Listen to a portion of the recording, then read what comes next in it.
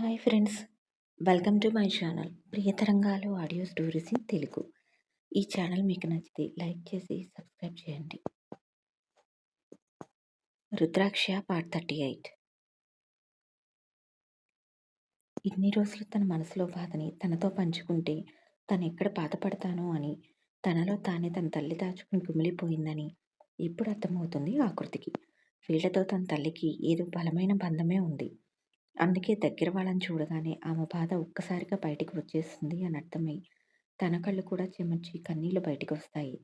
ఆకృతి ఏడవడం చూసి అనూప్ వచ్చి ఆమె కన్నీళ్లు తుడుస్తాడు. ఇప్పుడు నువ్వెందుకు ఏడుస్తున్నావు? వాళ్ళు ఏడుస్తున్నారంటే కారణం ఉంది, నీకేమైంది అంటూ అడుగుతాడు. ఏమీ మాట్లాడలేక మౌనంగా నిలబడుతుంది ఆకృతి. నువ్విక్కడ చూడాల్సింది మీ అమ్మ సంతోషాన్ని, బాధను కాదు.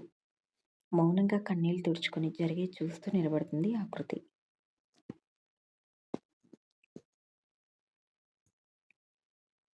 చాలు, ఇన్ని రోజులు నువ్వు ఏడ్చింది చాలు, ఇక కళ్ళు తుడుచుకో.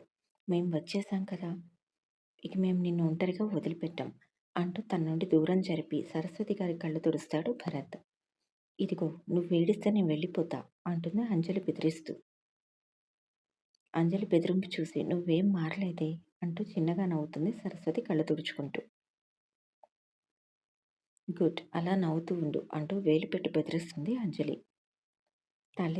తల్లిలో ఈ కోణాన్ని కొత్తగా చూస్తున్నాడు అనూప్. కొద్దిసేపటికి ముగ్గురు నార్మల్ అయిపోతారు. ఎందుకే నేను ఇక్కడ ఉన్నానంటే మీకెలా తెలుసు? అసలు అనూప్ మీకు ఎక్కడ కనిపించాడు? తనతో మీకు పరిచయం ఉందా అంటూ అడుగుతుంది సరస్వతి. ముగ్గురు ఒకరినొకరు చూసుకొని నవ్వుకుంటారు. అడిగే చెప్పకుండా నవ్వుతున్నారేంటి? మా ముగ్గురికి పరిచయం ఉంది. అనూప్తో నాకు ఎప్పటి నుండి పరిచయం ఉందో చెప్పనా అంటుంది అంజలి. తన వైపు చూస్తూ ఉంటుంది సరస్వతి వింటూ. వాడి భూమి మీద రాకముందు నుండి నా కడుపులో పడినప్పటి నుండి నాకు పరిచయం ఉంది. మొదటిసారిగా కళ్ళు తెరిచి నన్నే చూశాడు. వాడి ప్రపంచమే మేము అంటూ నవ్వుతుంది అంజలి. అంటే అంటూ ఆగిపోతుంది సరస్వతి ఆనందంతో మాటలు రాక. అవును, అనూప్ నా కొడుకు అంటూ నవ్వుతుంది అంజలి. షాక్ అవుతారు అక్కడ అందరూ. సరస్వతి గారికైతే ఆనందంతో మాటలు కరువయ్యాయి. అనూప్ నీ కొడుకా? అవును అంటూ భరత్ గారు లేచి అనూప్ భుజం చుట్టూ చేతులు వేసి, వీడు నా కొడుకు, ఎలా ఉన్నాడు సరస్వతి అంటూ అడుగుతాడు. ఎలా ఉన్నాడంటే ఏం చెప్పనన్నయ్యా, మీ ఇద్దరు సుగుణాలు కలగలిపి పుట్టాడు. మీ ఇద్దరి కంటే నా అల్లుడు ఎక్కువ అందగాడు. పక్కన వాళ్ళ బాధను కూడా తన కష్టంగా భావించి వాళ్ళ ఇబ్బందిని తొలగించాలి అని చూసే జగదేక వీరుడు అంటుంది మురిపెంగా అనూప్ని చూస్తూ సరస్వతి. సరస్వతి గారి మాటలకి నవ్వేస్తాడు అనూప్. సరస్వతి తనకు కొంచెం దూరంలో వాళ్ళ మాటలు వింటూ నిలబడిన కూతురిని చూసి దగ్గరకు పిలుస్తుంది.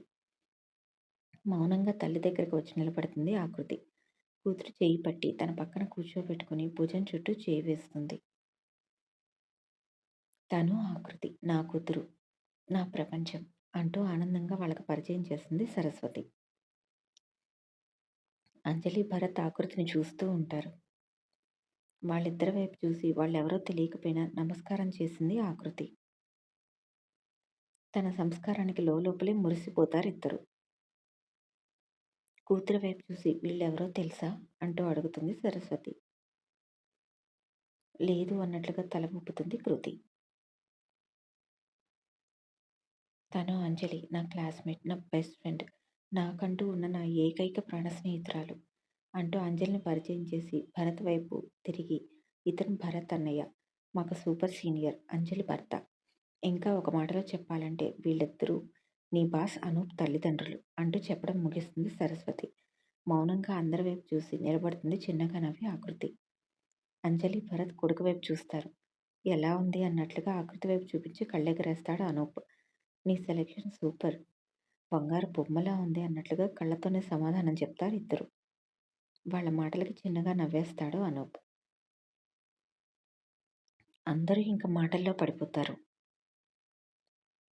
అనూప్ వివేక్ దగ్గరికి వచ్చి, ఇక నువ్వు బయలుదేరు వివేక్, రేపు మార్నింగ్ మరలా 4 గంటలకు వచ్చేసేయ్ అంటూ చెప్పగానే ఓకే సార్ అని చెప్పి బయలుదేరిపోతాడు వివేక్.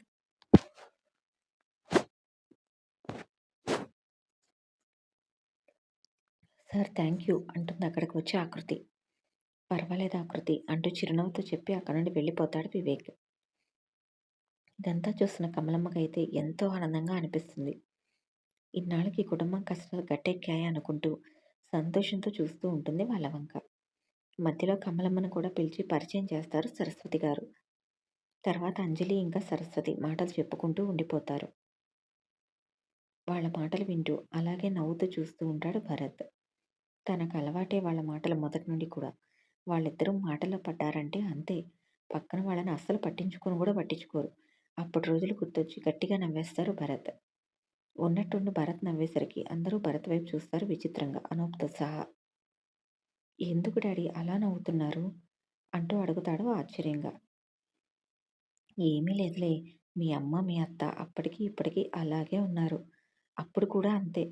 వీళ్ళిద్దరూ మాటల్లో పడ్డారంటే చుట్టుపక్కల ప్రపంచాన్ని మర్చిపోతారు. పక్కన పిడుగు పడినా గానీ పట్టించుకోరు. ఇంట్లో వంటగదిలో ఉన్న స్పూన్ దగ్గర నుండి ప్రపంచ విషయాల దాకా అన్ని కబుర్లు వీళ్ళ మాటల్లోనే ఉంటాయి.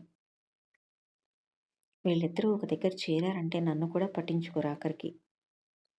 మీ అమ్మెలాగూ పట్టించుకోవడం లేదని మీ అత్తనే నా మీద దయ తలిచి మా ఇద్దరికి ప్రైవసీ ఇచ్చి పక్కకు వెళ్ళేది.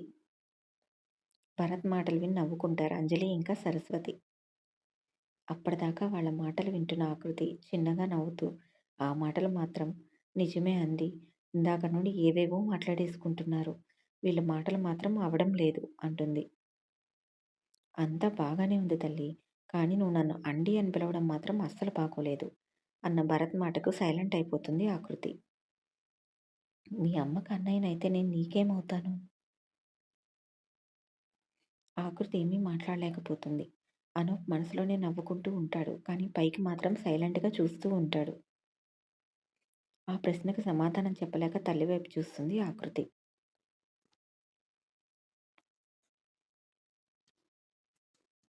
సరస్వతి గారు చిరునవ్వుతో తన వైపు చూడటం చూసి, తాను కూడా మామయ్య అని పిలవమని చెప్పింది అర్థమై, తల్లి చిరునవ్వులోనే ఆమెకు అర్థమవుతుంది. కానీ ఆ పిలుపు పిలవలేక ఒకసారి అనూప్ వైపు చూసి సైలెంట్ అయిపోతుంది. సరే నీకు పిలవడానికి ఇబ్బందయితే ఇక పిలవద్దులేమ్మా! మేము కూడా ఇంకోసారి మీ ఇంటికి రాము. మీ అమ్మతోటి కూడా ఇక మాట్లాడం. నువ్వు కనీసం మామయ్య అని కూడా పిలవలేకపోతున్నావు. అండి అని పిలుస్తున్నావు. ఇక మేమెందుకు రావడం? అంటారిక ఆఖరి అస్త్రాన్ని ఆకృతి మీదకి వదులుతూ భరత్. తన ప్రియసఖిని తన మాటల గారడీతో బంధించి ఇబ్బంది పెడుతున్న తండ్రి వైపు చిరుకోపంగా చూస్తాడు అనూప్. ఏంట్రా నీ చూపు? అన్నట్లుగా కళ్ళెగరేస్తాడు భరత్ ఎవరికీ కనపడకుండా. ఇది టూ మచ్ డాడ్. అదసలే తింగరిది. ఇంకా అమాయకురాలన్నట్లుగా చూస్తాడు అనూప్.